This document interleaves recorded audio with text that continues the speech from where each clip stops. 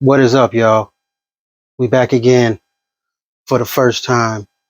Uh Podcast, man. We out here doing it again. The Nate Hurd Round the World podcast. What's up, y'all? How y'all doing, man? The Nate Hurd Round the World.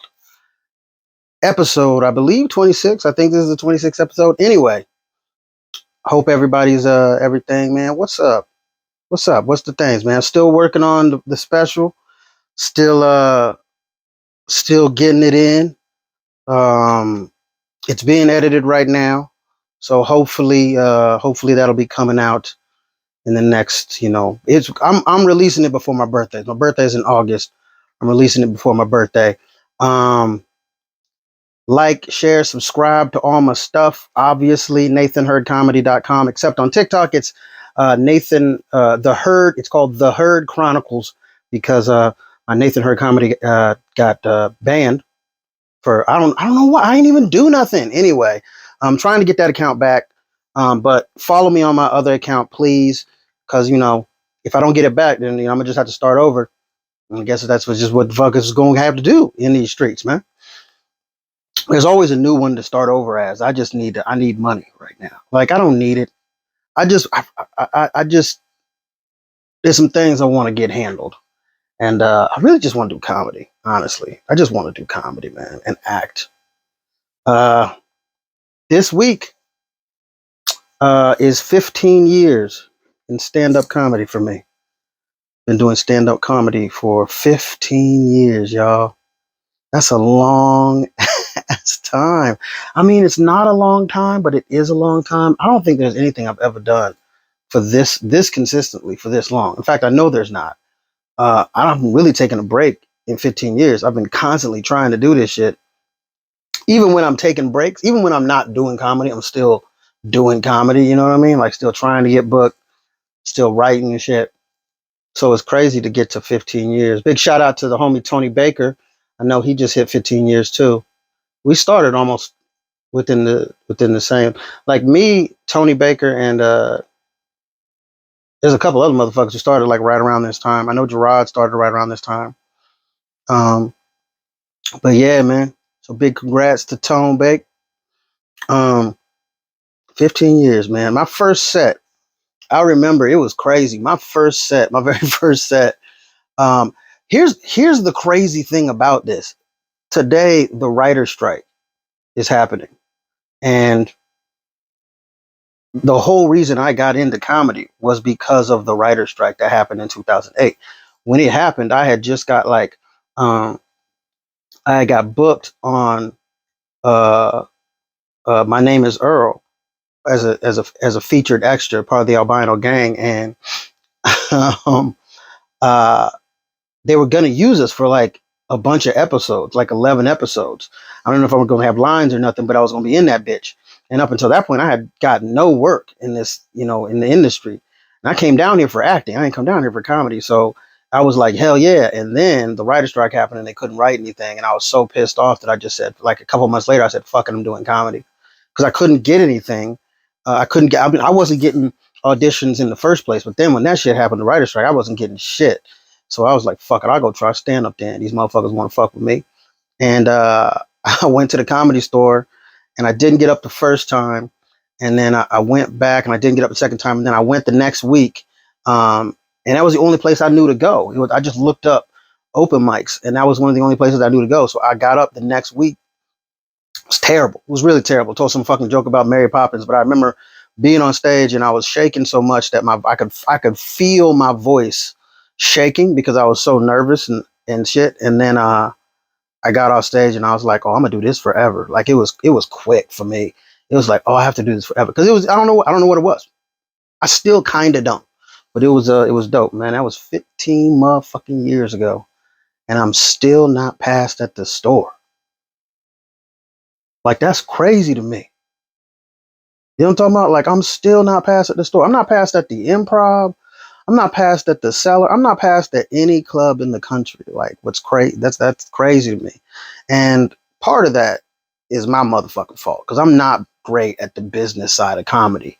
I'm barely good at the comedy side of comedy, but business side I'm not great at. So I don't.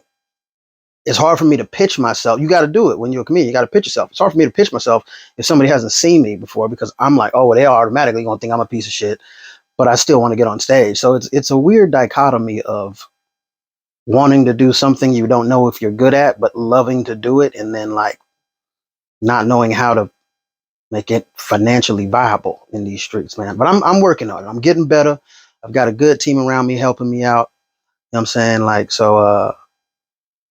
yeah. So we working on that. You know what I'm saying? But yeah, it's crazy that 15 years, the club that I started at still ain't passed me. And I'm bitter about that shit. Like I guess it's kind of your mama. How about that? But at the same time, it's like, it's whatever. I know it's cats that fuck with me, so you know, like as long as the people who are in the crowds are laughing, then I'm good. I just wish that I could get it to the point where I got to do it more often, but that'll come. 15 years still is not a long time in comedy career wise. Like, you know, um, I think was it Bill Burr started in like 1992. We didn't really know who he was till like 2011, 12. You know what I mean? Like, so this shit takes a while. But I'm still having fun. I just want to do it more. But 15 years, man, that's crazy. All the crazy ass shows I did. I remember one time I followed. I had to go up after a dominatrix for some German cats in a hotel room. They didn't even speak no English. And I was just going up after the dominatrix. And then the dude paid me. It was a paid show. That's why I did it. Because, you know, we don't get paid that often. So when we do, we going to take it. I remember them motherfucker paid me in dollar bills. Like all ones, man. And then I had to go back and get like the rest of my ones. He can't. That was crazy, man. I ain't gonna pay somebody in all ones, man. With some Germans and shit. That's crazy. That's insane, man. But it was, man, that shit was crazy. What other shows have I done? We did this show in Winnemucca, at the Winnemucca Casino in the middle. It's like at the middle of Nevada or something like that. It's out of. It's like a silver mining town. It was one. The host brought me up on stage and then proceeded to do like 3 more minutes. Well, I'm just standing there like, what the fuck? Like my homie Munch, man, love this cat to death. He was headlining. I was featuring for him. And I remember like when I got off, they were already getting rowdy because there's nobody. It's in the middle of the casino. It's not even in it like a room or nothing. It's just they just kind of like cordoned off like a part of the casino, just in the corner. There's still like slot machines and niggas playing poker going on behind us. That never got quiet. And then the crowd is just, it's a mining town. So everybody's hammered drunk. And by the time I got off, they were already like starting to shut down. And Munch got on, and within 5 minutes, I was like, "Oh, this is gonna be, this is gonna be a terrible set." And it was. It was a real bad set. And they didn't listen to him at all, and they heckled the entire time. And by the time he was smashing them, but like by the time he got to the end of the line on shutting down the hecklers, the first dude started talking again, and it was horrible. But Munch, to his credit, man, he did every single minute of that 45 minutes he was paid to do. Much respect, man, because I don't know if I'd have been able to do that shit. He got off and then immediately started drinking because there was no winning that. He wasn't going to win, but he kept fighting. And much respect. That was a terrible show. It wasn't good. A lot of the homie Zane, guy who directed my video, my special actually, he has a company called Laugh to Live, and we would go around all over the country uh, doing comedy in rehabs and detox centers and sober livings. I did one a couple weeks ago. It's awesome. And I'm not a good person. I do it for the stage time, honestly. And I got a lot of stage time doing it, but it wasn't like, and we're not like doing like sober comedy. Like we just go there and do our shit for them. Like we're not going in there, hey guys, stop drinking. No, we're not doing that fucking shit. We just going in there. They already know that. That's why they're there. You know what I mean? Like we just go in there and do our thing. And some of these shows, they don't always know we're showing up. So it's like you're doing half hour of comedy in front of two people who are on heroin, like coming down from heroin at 10 in the morning. Like it doesn't always go well. In fact, it's something like a lot of the time it does. You're standing in the living room and shit. I remember one time, like it's been more than once where we showed up and they've been like, "Hey, could you not do any jokes about like suicide? Because we had an OD here about an hour ago." And you're like, "Oh, okay then." Yeah, man, that shit was crazy. But that uh got me better at at being able to just like, I guess here we go. You know what I mean? Like here we go. Shit. Yeah, man. I think everything is a crazy thing. Like everything helps you. Like I know how to chase chickens. Like I don't know if y'all know that. Like when I was a kid, we had chickens. When I was in Jacksonville, I was in Jacksonville, Florida, and we had chickens in the backyard. We had chickens and goats. I would drink goat milk and would eat chicken eggs and shit. I don't know. I don't got nothing for it. I just didn't know that was like multiple times we had the goat would get out and we had to get the little neighbor kids and me and would have to go chase a goat around the neighborhood in Florida. That shit was crazy. Chasing goats. Them goats is fast too. Mama goat was fast. Mama goat was fast. She had a retarded kid named Billy. I liked it, Billy. Billy was my friend, but he died because his leg ain't work. But he was cool though. I liked the Billy. Billy was my friend, man. Billy was I did call him Billy Goat. His name was Billy Goat. I was not my cat's name, my favorite cat, her name was Baby. Just because I kept calling her Baby and then just decided to name her like that was just her name now. That was my one of my best friends. And that's sad to say a little bit, but I did. I said it. So you know how that is. That's how that go. Um I've had a lot of I've had a lot of friends that people will be like, man, that's crazy that you had that friend. I hear like I've had rich friends. Let me rephrase that. I've known dudes that are rich. People be talking a lot of shit about rich people. I'm not saying that like they shouldn't. I'm just saying like people have this idea, all rich people are assholes. But like for the most part, you don't know no rich people. You feel me? Like you don't know no the group you talking about.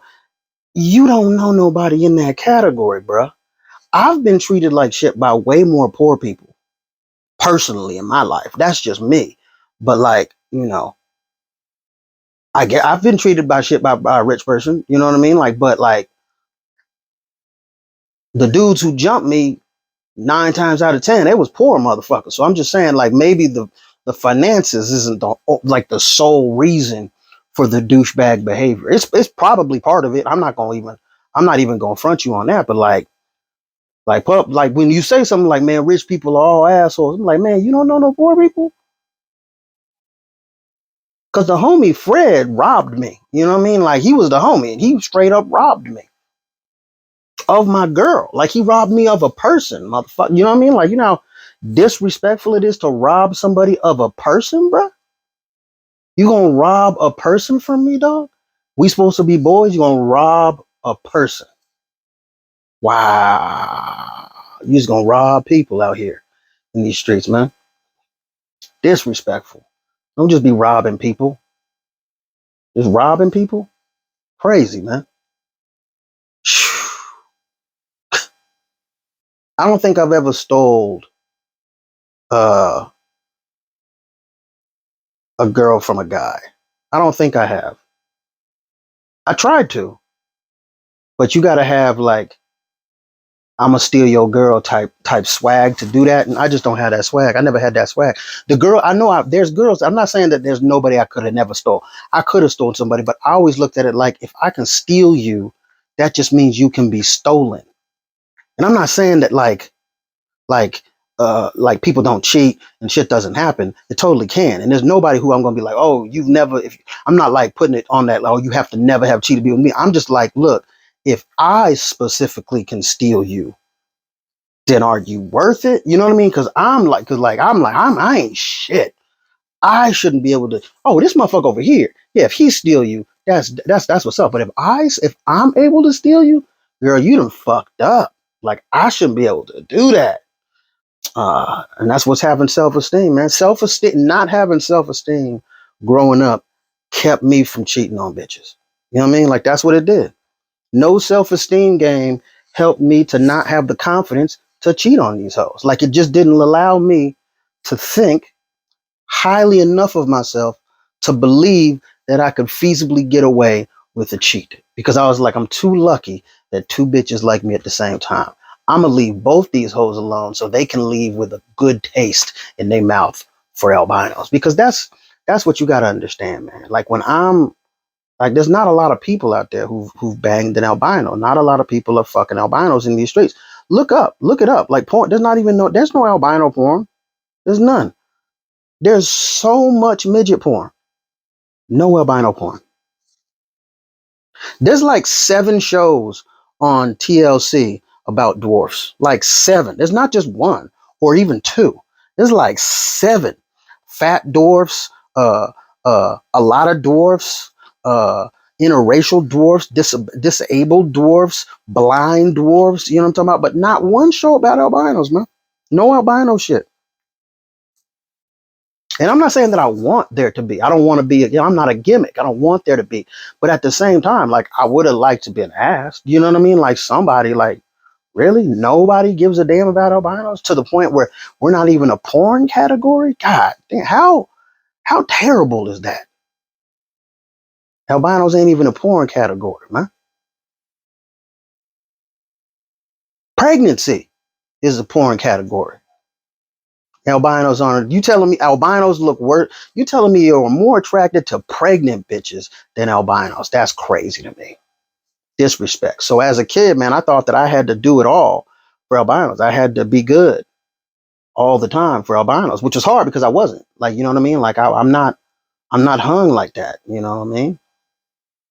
You know, I'm regular. I'm not saying that I'm not itty bitty. I'm just regular. I'm just a regular ass dude, I'm averaging these streets, okay? I bowl a 120. You know what I'm talking about? Like I'm not special.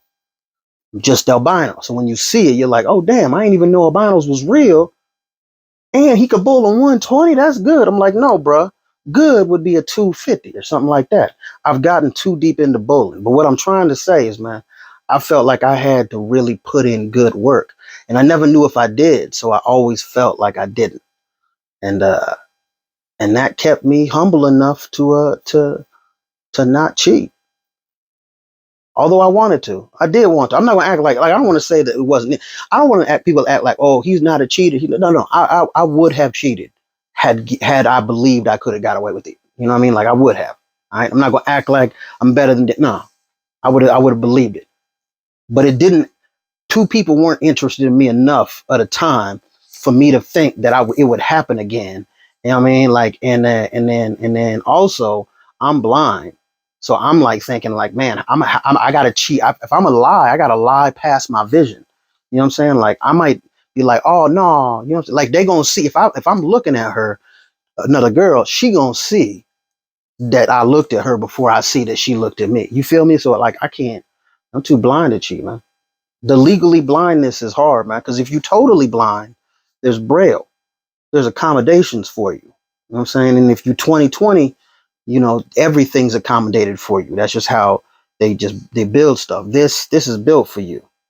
But if you legally blind, you gotta work your way through everything, dog. Everything. These buttons ain't made for me. You know what I'm saying? This phone ain't made for me. You know what I mean? Like nothing is built for me. There's ways that I have to accommodate to everything, including the cheat game. And I was just like, that's too much, man. In these streets, I'm already accommodating to, you know, like everything else, man. I don't want to have to accommodate to the cheat. Okay. I don't want to have to do it. It just seems like a lot of work. It was hard enough for me to get one. I'm not going to put that in jeopardy. Like regular sex is the shit. You know what I mean? Like I'm not going, it's hard for me to put regular sex at jeopardy, y'all. It's just hard because it's so dope. It's dope. It's good shit out here. It really is. Okay? So yeah, man. Yeah.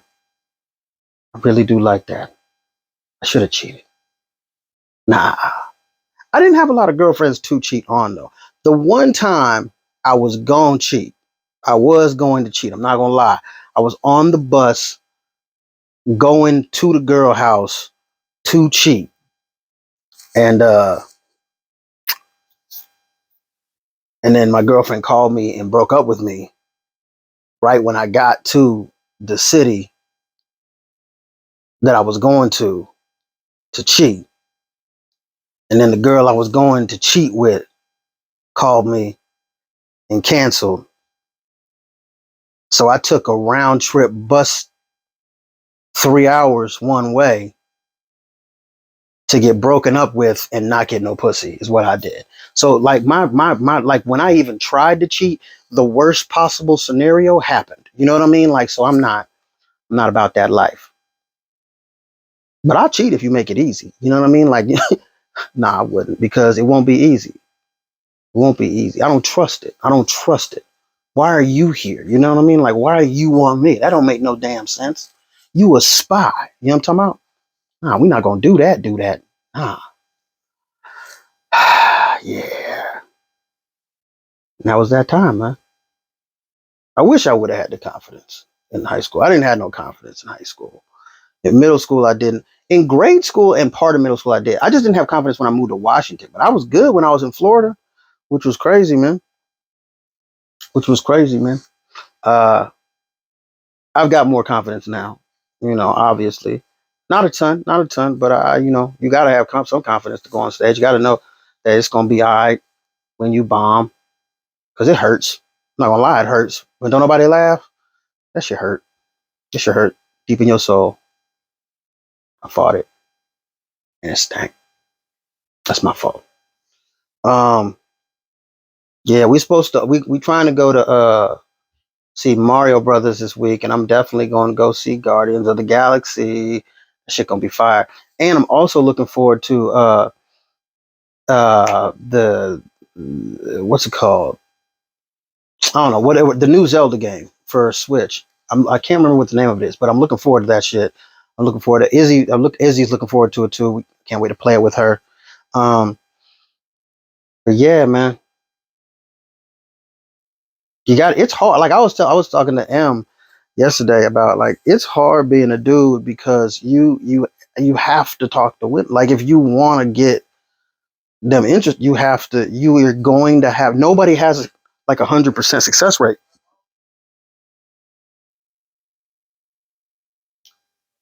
E- Even the like even the finest dude in the world still probably only has a 40% success rate. Do you know what I mean? Like, you still, and that's the like the best case. Like who's a motherfucker that Barack Obama still probably only has a 50% success rate. That is the president of the United States. The finest girl at the Wendy's that I just went to has a 98% turn down rate. Like, she turns down, she 98%.